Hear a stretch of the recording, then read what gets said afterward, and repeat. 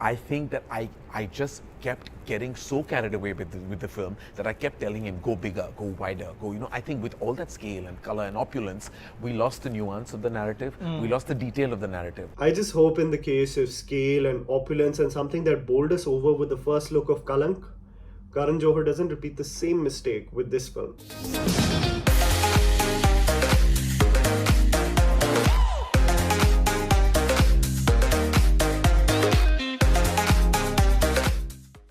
Karan Johar and his movies have been a staple for people who grew up or had their formative years in the 90s. There was a scale, opulence, and abandon that he brought to his movies that was a prime example of escapism while still holding on to the familial roots that most Indians connect with. It is especially the Indian NRIs and the middle class that resonated with these storylines as they were familiar yet aspirational. Kuch Kuch Hota Hai and K3G really cemented his position as a bona fide commercial director, but Kabhi Alvida Na Kehna and My Name is Khan also proved that he isn't just a one-trick pony. I personally felt that his last two full-feature directorial ventures, Ae Dil Hai Mushkil and Student of the Year, were probably his weakest films. While Ae Dil Hai Mushkil boasted of probably one of the worst plot twists that made everyone's blood boil, Student of the Year was a surface-level launchpad more than anything else. The one thing that has always remained constant in this long-standing career of Karan Johar is that the music in all his films have remained evergreen, something a lot of filmmakers cannot really boast of. But as the Rocky Aur Rani teaser dropped, I got slightly worried about a few things. Filled with questions, I just wanted to present them to all of you. Is the era of escapism that movies like K3G offered, with huge ensemble casts and each frame filled with color and opulence, an era that we have left behind? Or is this the escapism we exactly want, away from the saturation of action franchise films on the big screen?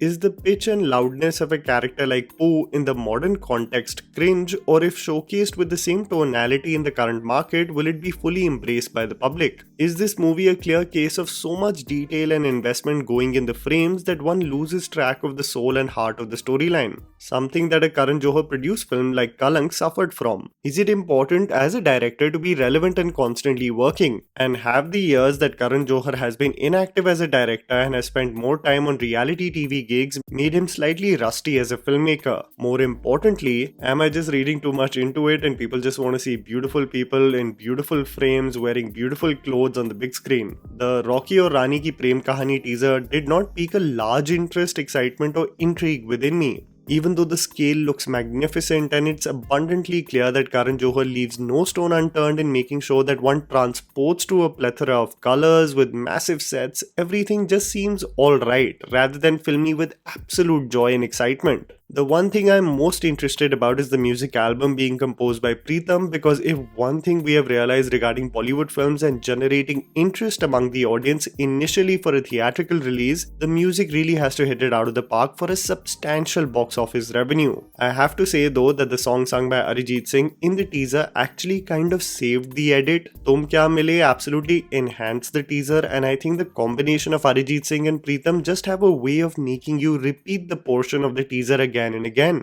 and wait for the single to drop soon. I have to confess, however, that the teaser of Ae Dil Hai Mushkil, something that I would highly recommend you rewatch again, really was on another level, with the title song assisting the visuals and everyone was wondering what Pritam was cooking up. Recently also, Satya Prem Ki Katha in its trailer with Aaj Ke Baad was a better choice to hit that chord with the audience of being interested of what the film's soundtrack is going to be like. Tum Kya Mile is nice, but not on the level of what I would expect from a Kejo film. Other than that, there were a few things about the teaser that I wanted to talk about.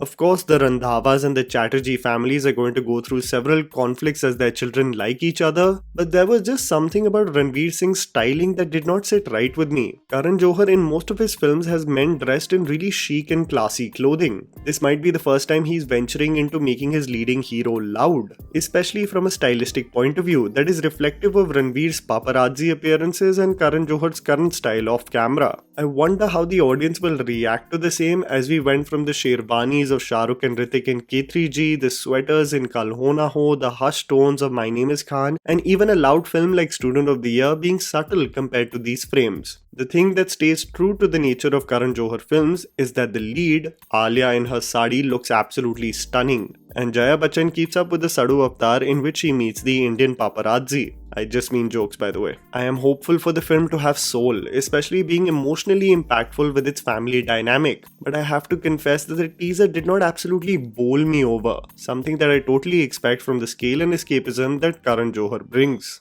And that was the video, guys. Write down in the comments below what you thought about the Rocky or Rani Kii Prem Kahaani teaser. Please don't forget to follow me on Instagram, the handle's right in front of you. Follow me at JammyPants4. Also, please support us by smashing the like button and subscribing to our channel for weekly content ahead. Thank you for watching.